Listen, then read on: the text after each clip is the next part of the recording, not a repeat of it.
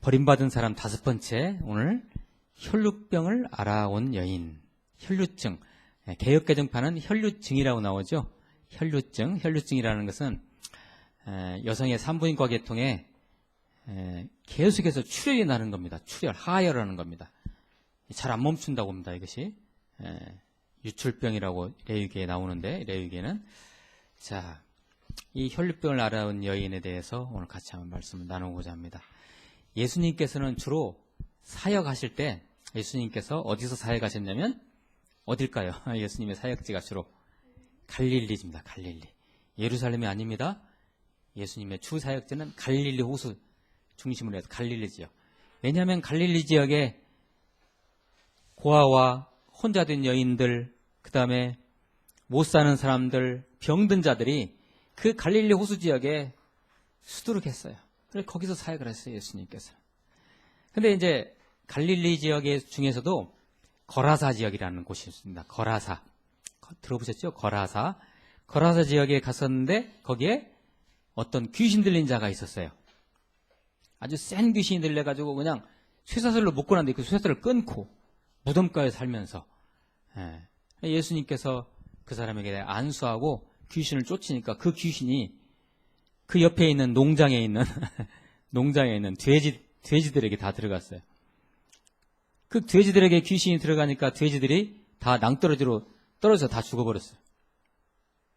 그 사역을 하시고 이제 이쪽으로 오셨어요. 오늘 그 혈루증 있는 여인이 있는 곳으로 오셨는데 여기가 어디냐면 가버나움이라는 곳입니다. 가버나움. 자, 오늘 지역은 가버나움입니다.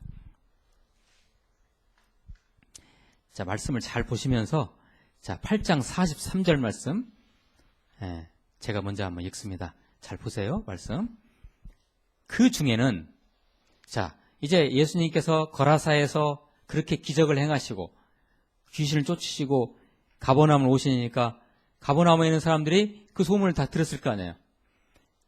나 예수님한테 가야 되겠다. 아픈 사람들이 나 예수님한테 안수받아야 되겠다 해가지고 예수님께 그 무리들이 모이기 시작했어요. 그래서 오늘 말씀이 어떻게 시작해요? 그 중에는 이렇게 시작하는 거예요. 수많은 무리들이 모였어요. 예수님 곁으로. 군중들이 치료받기 위해서. 그래서 그 중에는 12년 동안 혈루병을 알아온 여인이 있었는데 의사들에게 재산을 모두 썼지만 어느 누구도 그 여인의 병을 고쳐줄 수 없었습니다. 여러분, 이 말씀을 읽어보시면 벌써 짐작이 가시죠? 12년 동안 이 혈루병을 알았어요. 12년 동안. 모든 의사들을 다 찾아다녔어요. 재산이 다 탕진됐어요. 집안 재산이 거들났어요, 이제. 말씀은 이렇게 하반절에 하십니다. 어느 누구도 그 여인의 병을 고쳐줄 수가 없습니다. 그럼 누가 고쳐야 돼요? 하나님이 고치셔야 돼요, 이제. 하나님이 소관이에요, 이제. 이 여인은. 이 여인의 행색을 여러분 한번 상상해 보세요. 이 혈루병을 앓은 여인의 행색. 어때요? 화장도 잘하고 예쁘게 옷을 입고 다녔을까요? 12년 동안 혈루병을 앓고 있는데 남루했겠죠? 남루하고 그 여인의 몸에서는 악취가 났을 것입니다. 썩은 냄새. 썩은 피가 계속 흘러나오니까. 그리고 마음이 울적했을 것입니다. 항상 우울하고요. 여러분 한번 상상해 보세요. 그래서 이 정도 되면 이 여인은 가정으로부터, 이 여인이 속한 가정 공동체로부터 이미 버림받았을 것이라고 우리는 추측을 해봅니다. 여러분 그 추측이 안 되시면 제가 오늘 레위기 말씀을 잠깐 가져왔거든요. 그것도 있으니까 잠깐 이따 필요하시면 펴주세요. 구약시대 때 남자와 여자 할 것 없이 유출병이라는 병이 있었는데, 유출병이라는 것은 남자들은 특히 성병입니다. 성병이 나면 이제 이 생식기 계통에 막 피가 흘러내리고 고름이 나는 그런 유출병이 있었고, 여성에게는 오늘 나온 이 혈루병, 이것이 있었어요. 그래서 이런 것이 있는 사람들을 구약시대 때 공동체로부터 축출시켰어요. 왜? 부정하니까요. 하나님께서 그 공동체의 어떤 부정함이 이렇게 임하면 하나님께서 그냥 다 죽여버리셨어요. 얼마나 무서운 병입니까? 그러니까. 예. 그러면 사람들이 유출병 걸린 사람들을 어떻게 대했을까요? 당연히 당신 때문에 잘못은 우리 공동체가 하나님으로부터 죽어 그러니까 빨리 절로 가. 다 멀리 떠나가. 이렇게 해서 버림당하는 거죠. 자, 그 말씀을 제가 가져왔는데 제가 한번 읽어보겠습니다. 레위기 15장 말씀인데 레위기 15장 25절부터 제가 또박또박 읽어드릴 테니까 잘 들어보세요. 여자에게 25절입니다. 여자에게 생리기간이 아닌데도 여러 날 출혈이 있거나 생리기간을 지나도록 출혈이 있다면 유출이 있는 동안에 그녀는 부정하다. 부정하다는 이게 용어. 그녀는 생리기간의 경우처럼 부정하다. 26절입니다. 그녀가 누웠던 잠자리는 그녀의 출혈기간 내내 생리 때의 잠자리와 같을 것이며 그녀가 앉았던 모든 것은 그녀의 생리기간의 부정함과 같이 부정하다. 자, 부정하면 어떻게 된다고요? 하나님께서 다 멸절시키는 거예요. 27절입니다. 누구든 그런 것들을 만지는 사람은 부정할 것이니 그는 자기 옷을 세탁하고 몸을 물로 씻어야 하며 그날 저녁까지 부정하다. 28절입니다.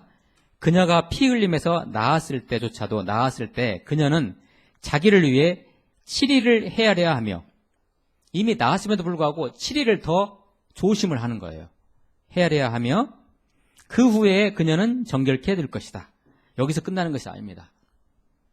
29절 제8일에 그녀는 산비둘기 2마리나 집비둘기 새끼 2마리를 가져다 휘망문으로 제사장에게 가져가야 한다. 제사드리기 위해서 가져가야. 30절입니다. 제사장은 그 가운데 한 마리는 속죄의 제물로 다른 한 마리는 번제물로 삼아야 한다. 이런 식으로 제사장은 그녀의 피의 부정함으로 인해 그녀를 위해 여호와 앞에 속죄해야 한다. 한 여인이 이렇게 혈루증에 걸리면 그 공동체를 대표하는 제사장이 이런 제사를 마지막에 치료됐음에도 불구하고 제사를 드리면서 하나님 앞에 뭐예요? 속죄해야 돼요. 그 정도로 무서운 병이라 이게 공동체. 이 공동체 한 개인의 병이 아니라 공동체의 무서운 병이에요. 그러다 보니까 공동체로부터 당연히 이 사람은 이 시대 용어로 왕따를 당하는 거죠. 당연히. 자, 31절 마지막으로 제가 30을 같이 한번 읽어보실까요? 31절. 잘 보이시죠? 시작. 너희는 이스라엘 백성들이 그들을 부정하게 하는 것들로부터 분리되도록 해야 한다. 그렇지 않다면 그들은 그들의 한가운데 있는 내 장막을 부정하게 해 그들의 부정함으로 인해서 죽게 만들 것이다. 무섭잖아요. 그죠? 그러면 유대 공동체에 이러한 관습이 남아있을 것이란 말이에요. 자, 현재 AD 1세기에 이 혈루증을 앓고 있는 여인은 어땠을까요? 역시 자신의 유대 공동체로부터 버림당했겠죠. 가정으로부터 이미 버림당했어요. 12년 동안 재단 다 탕진했어요. 그거 치료받기 위해서. 여러 의사들 다 했는데 다 치료받지도 못했어요. 잠깐 여기에서요. 민수기, 구약성경, 창세기, 레위기, 민수기 이렇게 나가죠. 민수기에 나오는 말씀을 제가 준비 안 해왔어요. 이건 제가 여기 준비해왔으니까 제가 읽어드릴 테니까 잘 또 들어보세요. 자, 민수기에 이 혈루증 걸린 사람들을 어떻게 해야 하는지에 대해서 나와 있으니까 참고로 한번 들어보세요. 민수기 5장 1절에서 4절까지의 말씀입니다. 여호와께서 모세에게 말씀하셨습니다. 이스라엘 백성들에게 명령해서 나병 환자나 유출병이 있는 사람이나 유출병이라는 게 바로 이 혈루증을 말해요. 유출병이 있는 사람이나 시체로 인해 부정하게 된 사람을 모두 진 밖으로 내보내게 하여라. 진이라는 것은요, 이스라엘 백성들의 공동체 사는 우란이에요. 그 진 밖으로 내 던져버려라 이런 얘기입니다. 남자든 여자든 가리지 말고 내보내라. 그들을 진 밖으로 내보내라. 그래서 내가 그들과 함께 진을 더럽히지 않게 하여라. 거룩함을 유지하기 위해서요. 5장 4절입니다. 이스라엘 백성들은 그렇게 했습니다. 그들이 그런 사람들을 진 밖으로 내보냈습니다. 추방했습니다. 이런 얘기죠. 여호와께서 모세에게 명하신 대로 이스라엘 자손들이 했습니다. 어때요? 이렇게 혈루병 걸리면 공동체로부터 완전히 버림받는 거죠. 다시 누가복음 오늘의 본문으로 다시 돌아옵니다. 이제 12년 동안 일했으니요. 이 여인은 가정은 물론 공동체로부터 분명히 버림을 받았을 것이고 그 심적 고통이 어땠을까요? 그 심적 고통이요. 우리식으로 얘기하면 이미 이 여인의 가슴에는 이미 한이 맺혀 있는 거죠. 만약에 이 병이 저와 여러분들 것이라면 여러분들은 어떻게 하시겠어요? 이 정도 되면 8장 44절입니다. 누가복음 8장 44절. 그 여인은 예수의 뒤로 비집고 다가가. 자, 소문을 들었어요. 예수님이 가버나움으로 자기 동네로 온다는 소문을 듣고 군중들이 가니까 거기를 비집고 들어가요. 예수님께로 향해 가는 거죠. 비집고 다가가 그분의 옷자락에 어떻게 했어요? 됐어요. 자, 유출병 걸린 사람들은, 혈루증 걸린 사람들은 이런 공동체 모임에 와서는 돼요, 안 돼요? 안 되죠. 목숨 걸고 간 거예요, 지금요.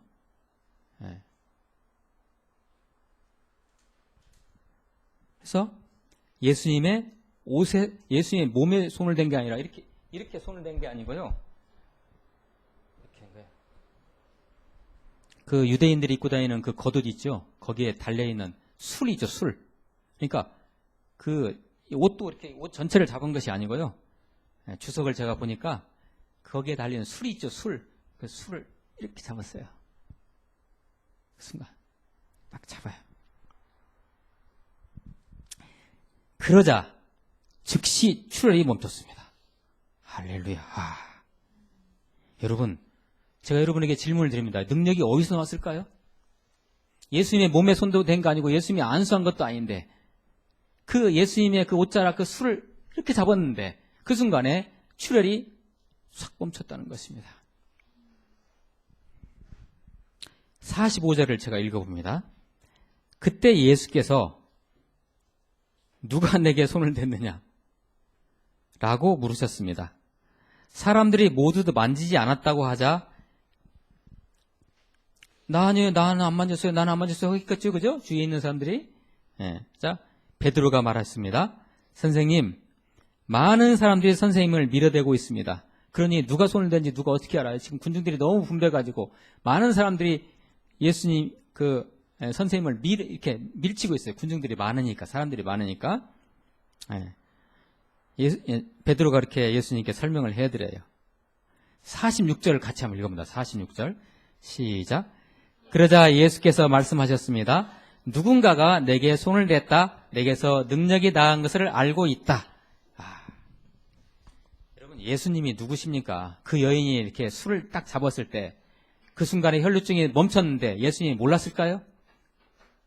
그 여인이 술을 낸지 예수님이 모르셨을까요? 하나님이신데? 아시죠, 당연히.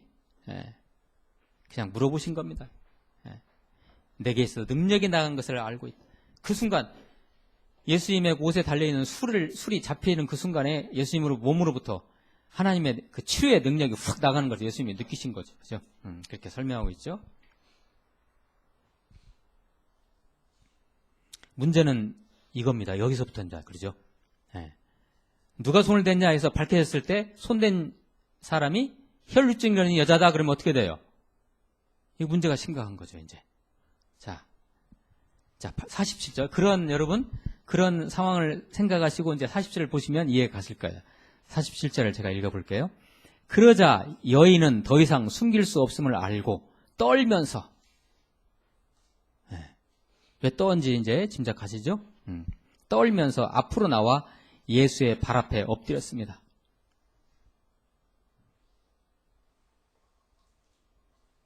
이 예수의 발 앞에 엎드렸다는 이 장면을 제가 이렇게 말씀을 준비하면서 읽었을 때 저는 베드로가 연상이 됐어요. 베드로가 고기가 안 잡혀가지고 계속해서 이렇게 허탕을 쳤는데 예수님께서 깊은 데로 가서 그물을 던져라 해서 그물을 던졌더니 그물이 찢어질 정도로 고기를 잡고 나서 바로 베드로가 예수님 앞에 무릎을 꿇고요.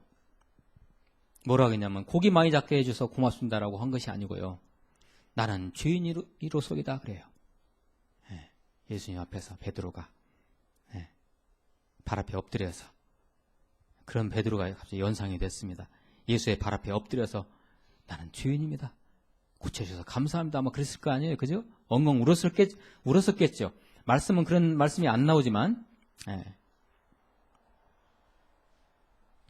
계속해서 읽습니다. 여인은 모든 사람 앞에서 왜 예수께 손을 댔는지. 글쎄요, 여기 말씀은 안 나와요. 근데 구구절절 설명을 했을는지도 모르죠.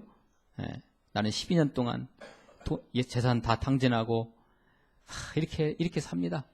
어쩔 수 없이 예수님 소문을 듣고 제가 예수님께 그 술에 손을 댔습니다. 그리고 어떻게 병이 즉시 나았는지 말했습니다. 잡는 순간 병이 나갔죠, 그죠? 잡는 순간 출혈이 멈췄어요. 그러니까 그 잡는 순간까지도 계속 출혈이 되고 있었다는 것이죠.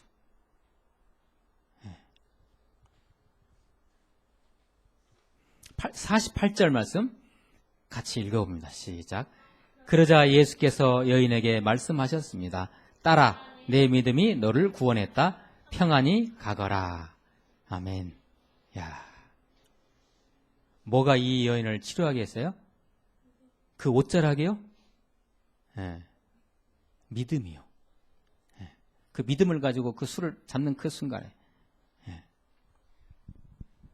어떤 믿음이었을까요? 자, 실은 이 말씀의 우리가 오늘 나누는 말씀의 방향과는 좀 다르지만 원래 이 말씀의 방향은 뭐예요? 예수가 누구이길래 그 사람의 옷자락만 잡아도 혈루증이 그 출혈이 멈추는가? 이거죠. 예수님이 누구시길래? 예수님은 하나님이시고 메시아이시고 이 공동체를 구원하시기 위해서 이 땅에 오신 인간의 몸으로 오신 하나님이시다라는 그 믿음이 이 여인을 고쳤다. 이것이 실은 이 말씀의 주제이지만 우리는 오늘 이 주제가 아니에요. 실은 버림받음이 주제잖아요. 자, 어쨌든 자, 우리 주제가 버림받음이니까 이제 버림받음 쪽으로 가야 되겠죠. 몇 가지를 한번 생각해 봅니다.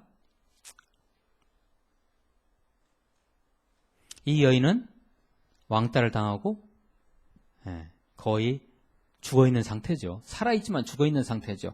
그런 상태에서 고침을 받았어요. 혈루증이라는 이 병은 더러운 병 아닙니까? 그죠? 더러운 병이지만 이것은 실질적으로 더러운 병이지만 이것은 영적 더러움입니다. 영적 더러움을 상징합니다. 그렇기 때문에 구약시대 때 하나님께서 혈루증이 있으면 어떻게 해요? 부정하다 해서 쫓아내라고 했어요. 그렇지 않으면 내가 다 죽게 할 것이다. 이게 뭐예요? 영적 더러움을 상징합니다. 그러면 한 가지만 더요. 이 혈루증 걸린 여인이 상징하는 건 뭘까요? 그러면 혈루증 여인이 상징하는 것은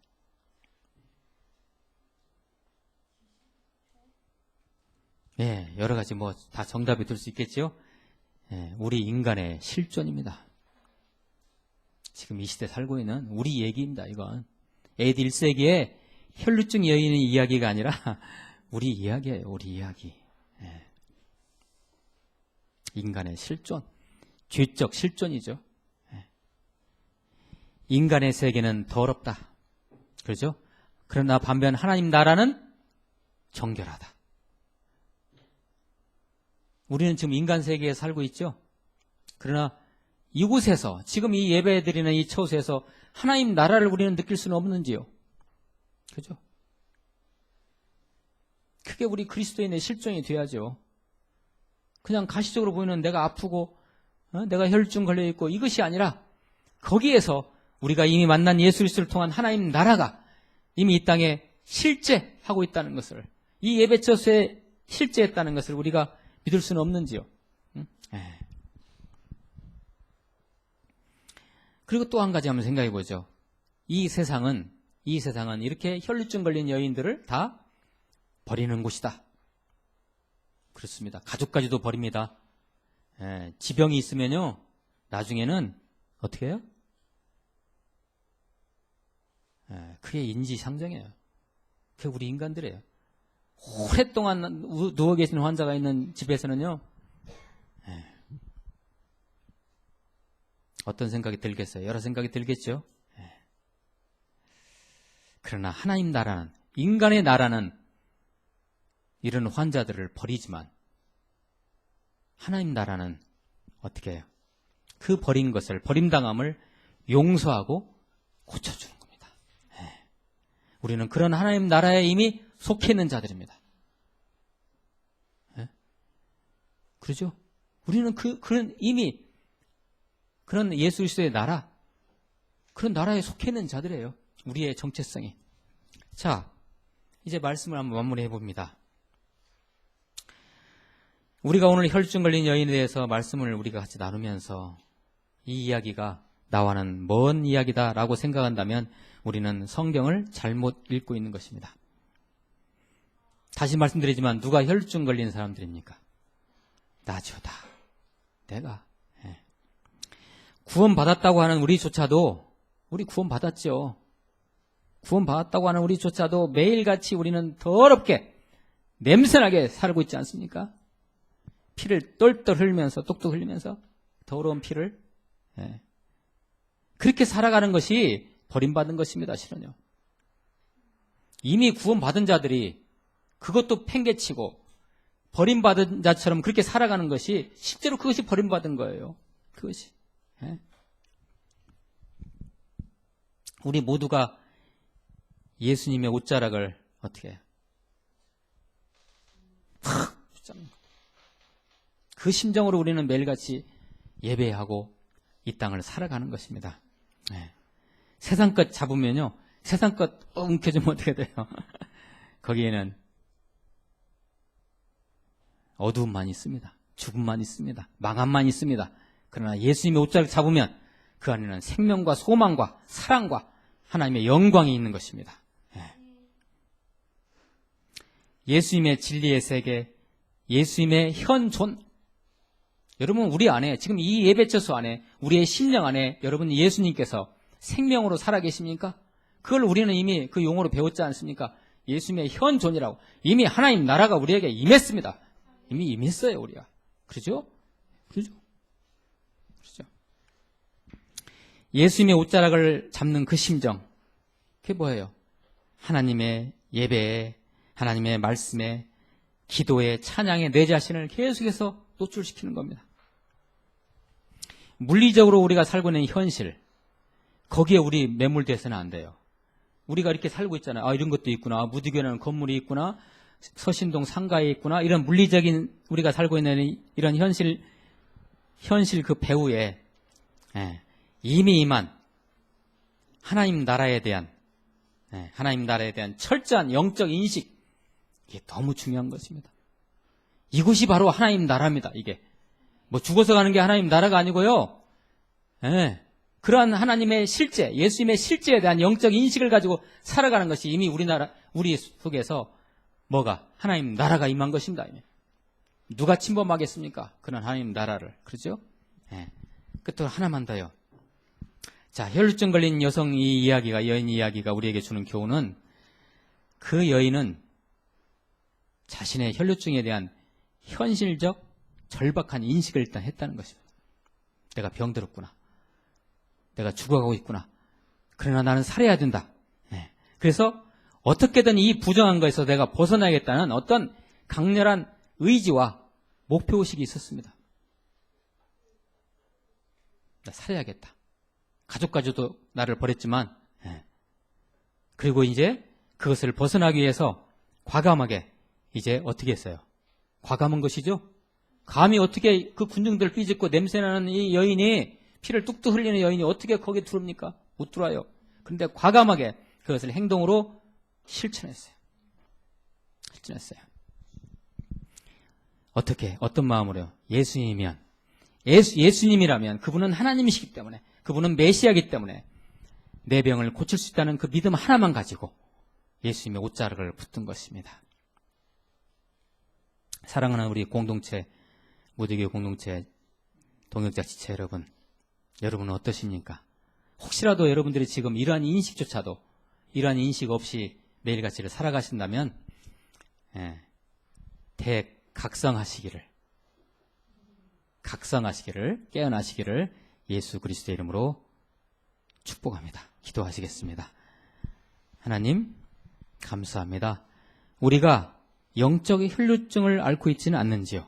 그 영적 혈루증을 우리가 인식하고 깨어나게 대각성이 되기를 저희들을 인도하옵소서. 예수 그리스도의 이름으로 기도하옵나이다. 아멘.